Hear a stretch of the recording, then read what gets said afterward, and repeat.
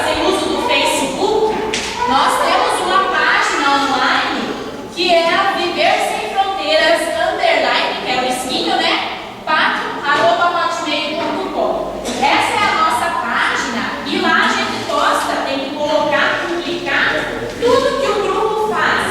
E através dessa página a comissão julgadora observa as nossas ações e começa a dar pontuação, né? A temática do nosso encontro de hoje, o tema da nossa palestra, agradável para a gente viver, para a gente morar, que a gente cuide bem do nosso meio ambiente, né? E cada vez mais nós ouvimos falar sobre sustentabilidade. Quem aqui já ouviu falar sobre sustentabilidade alemã? Isso é uma palavra complicada, né? A gente fica pensando, meu Deus, que bicho é esse, né? E o que é isso? É mais simples do que parece. Sustentabilidade